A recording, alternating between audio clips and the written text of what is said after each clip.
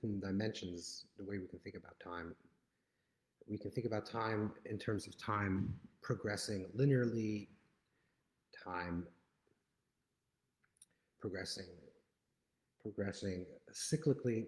So in general, when the ancient people looked at time, looked at the observation of time, and became aware of that time, the processes of time, most calendars and most ancient people looked at time and they looked at it as a cyclical nature. They saw the patterns of the year, where spring, and then there's and then the summer, and then there's fall, and then winter, and the seasons. And based on the seasonal, cyclical nature of the calendar, they observed time in a cyclical form, and therefore time was not progressive.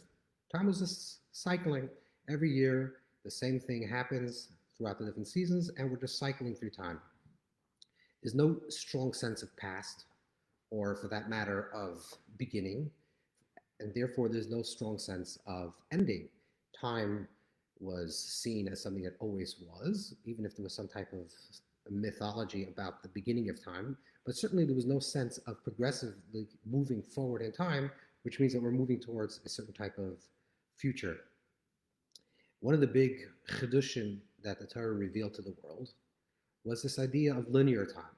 And this is way collectively the entire humanity now counts time. The idea of progressive time means that we're look at creation, that there is a beginning, Bereshis bar, that there was a beginning in creation, an intentional creation. And then there's the present moment, which we're living through in the process of the revelation. And then eventually the world will come to a point of redemption. So therefore time is constantly progressing forward, and it's linear thinking. So we have to look at time that it's intentional movement forward. And therefore the world is constantly progressing forward. Sometimes it goes a little bit backwards, and it slips, and it moves, and it goes, and it has to go to jump, leap, start into a higher direction. But generally the progress of time is linear. And this is one of the great chidushim, one of the novelties of the Torah brought to the world, this progressive understanding of time, of linear time, that time began and therefore time will end, and we're moving towards redemption. So this entire concept of hope, of future, of possibility, of progress, these are very indigenous ideas that the Torah revealed to the world, because we're understanding the nature of time, that it is actually progressive. On a deeper level, just the observation of the nature of time, of the teva of time, the nature of time, is that there's also a cyclical nature of time as the seasons. The seasons come and go, and there's a constantly rhythm, there's a constant rhythm of time, which is the movement of cyclical time. So the depth of that is, which is the idea of both cyclical and linear time, which is also related to the two forms of calendar, which is the idea of the lunar calendar,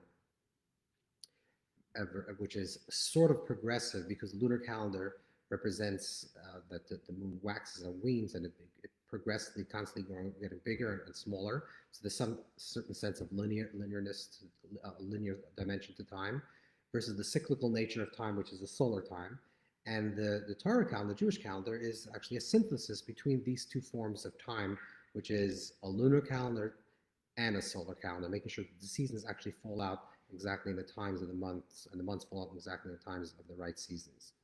So the true definition of time, and remember, this idea of time is always interconnected with the dimension of space and consciousness, which means when a person is observing time and present within time in a particular space, and that's the combination of all those three dimensions together creates the perception of time. The deeper dimension is that time is actually cyclical, which means that we're progressively moving forward towards a redemptive state, and we're constantly growing also in our personal lives. We're constantly moving, God willing, forward and upward, and we're touching the same points in the calendar that we've done last year. So we're cycling through the same periods of time, but constantly progressing, which is the dimension of the spiral nature of time, which in the depth of that understanding, which is the combination of cyclical and linear time, is the idea that there's the nekudas hazman, the essence of time, which both is reflected in both linear, which is movement outside, and cyclical, which is constantly moving within the presence. So there's an idea of presence and movement. This is also related to the idea of Shabbos, the gift of Shabbos, the matana of Shabbos. The Shabbos, what is Shabbos, or Shabbat, what is Shabbos? So again, there's two ways how to think in general about Shabbos. And this goes back to a conversation in the Talmud, the Lunar Calendar. The Gemara talks about this idea of a person is lost in the desert. And of course, this means literally, but also it means symbolically. A person is lost in the wilderness, in the abyss, cannot find his footing, cannot find his space, his sacred center. And the Gemara says there that there's an argument between the sages. How do we count? When does this person keep Shabbos? According to Rabbaz, this person's Shabbos will actually be a Torah Shabbos, according to Torah law. When does a person have to keep Shabbos? And there's an argument whether a person should count 6 days and then keep Shabbos, or keep Shabbos the first day he remembers that he doesn't know what day it is, and then count 6 days. And really the debate is, whether it's through creation or revelation, the debate is whether Shabbos is a place to get to or Shabbos is a place to come from. In other words, if we say that we're counting 6 days and then we rest on Shabbos, we're constantly progressing forward towards Shabbos. So we work, we toil. Adam l'Amyuval, the person is created to toil, to progress, to move, to be ambitious, and to create movement in this world, and create furtherance, and to further creation, to matakan the world, to create a tikkun for this world. This is what a person does throughout the 6 days of the week, which represents the outward movement, the ktsavos, the line, the moving forward. And then comes the day of Shabbos, which is a day of rest. So what we're doing is we're moving towards, from a place of movement to a place of being present and restfulness and peacefulness, and this inner contentment of kol malach chasuy, as if everything has already been done and you're already complete. So we're working from a place of incompletion to reach a place of completion. Or you can argue and say that Shabbos is really a place to come from, which means we start counting time right when we become aware that we're lost, literally or metaphorically, we're lost. We start counting and saying, today is Shabbos. This is our center. This is the gravity. This is the place of our center of being. Our place, in essence, is the place of Shabbos, which is rest, peacefulness, lack of anxiety, this understanding that we're already whole and perfect in our essence, and to rediscover that place of essence. Everything that has already been done is not only on a physical level, but also on a spiritual level, and to imagine that space, to imagine the place that we come from life from a place of wholeness and completeness, and that's who the essence of who we essentially are, to start from that place, and then to move from our center of gravity, from our center point, from the place of Shabbos, to move flow into the 6 days of the week. So we're coming from a place of Shabbos, not moving towards a place of Shabbos. And then, of course, so this will be both in a linear perspective. And then, of course, is the other way of understanding Shabbos, which is also brought down in Chazal by our sages in the Gemara Pesachim, other places the Gemara talks about this idea, which is Kama Shabbat and Basa Shabbat, which means that essentially Shabbos is the middle point of the week. So normally we count Hayom Yom Rishon LaShabbos. Today is the first day towards Shabbos, second day from Shabbos, third day from Shabbos, or towards Shabbos. Another way of counting time is that Shabbos is seen as the center point, and Wednesday, Thursday, Friday are considered Kama Shabbat, days that are leading into Shabbos. And like the Ari would tell us, that there's the Nefesh and the Ruach and the Shama, different levels of soul, of consciousness, enter into our state of reality.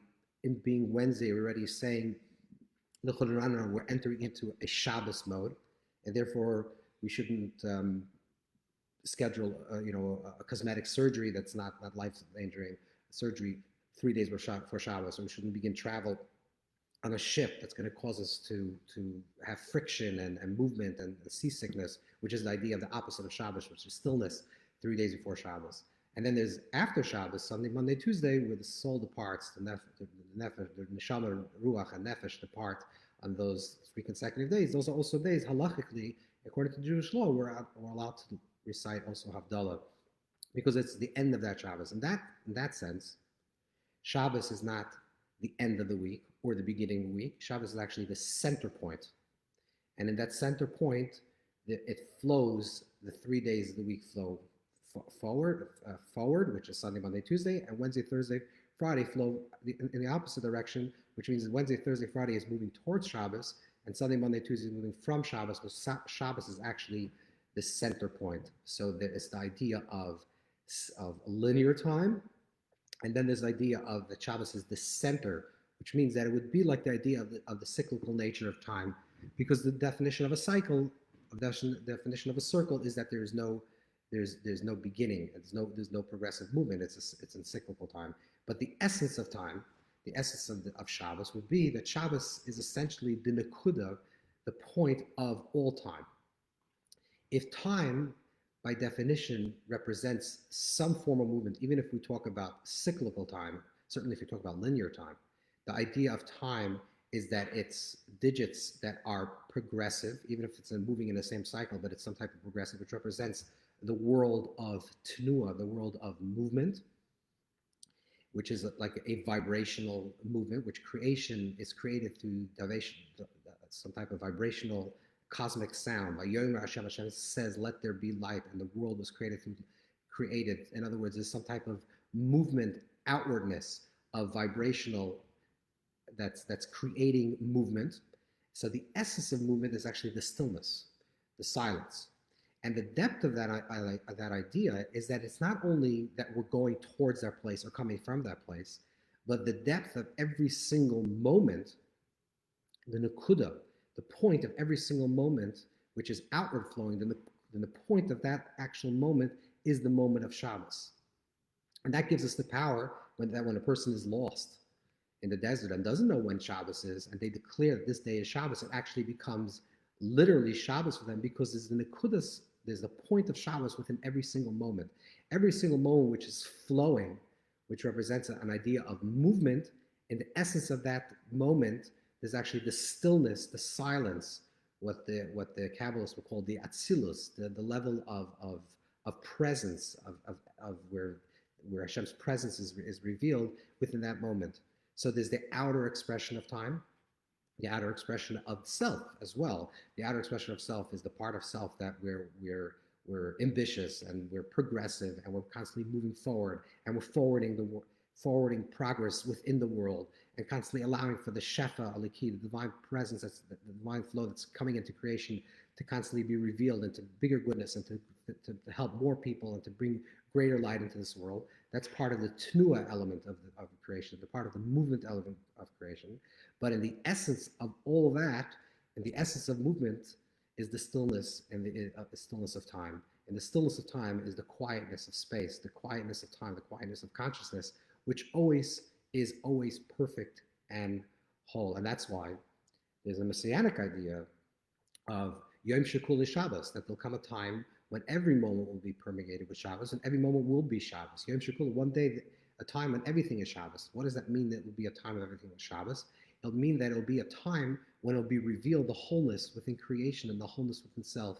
It doesn't mean that there won't be any forward movement as well, any other tenua, any movement, but the movement will be founded on the place of perfection. And in our own lives, when we think about this idea of Shabbos, of course, Shabbos is the fullness of Shabbos is on the actual day of Shabbos, on the 24 hours of Shabbos, where we totally disconnect from the world of movement, of any type of halicha, a malacha, any type of movement and progress, and we say the world just stands still.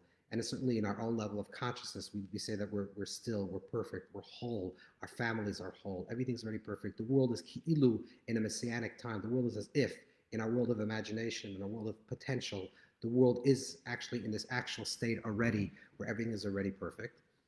That's the 24 hours of Shabbos. We totally disconnect from all types of connections that creates stimuli and movement and progress. And then the 6 days of the week, we're very much involved in that. We're very much involved in the world of progress and certain that we're creating a tikkun for our own selves. We're constantly progressing and moving forward and working on ourselves and creating effect in this world. That's part of the movement of during the week.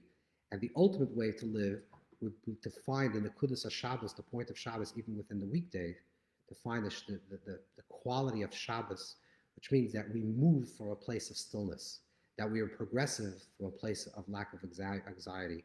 We live in a place of wholeness, of completeness, and in the place of shlemus, we also seek to perfect the parts that are imperfect in the world of imperfection.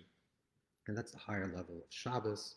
So Hashem should give us the wisdom and the koyach to understand the gift of Shabbos, the gift of Shabbos that comes from Beis Kmusa, it comes from the inner chamber of the Creator, because it comes from the place of that ultimate cosmic stillness, that we should tap into it and be connected to it and feel the kedushas of Shabbos, the sacredness of Shabbos, every single day, and certainly on the day of Shabbos.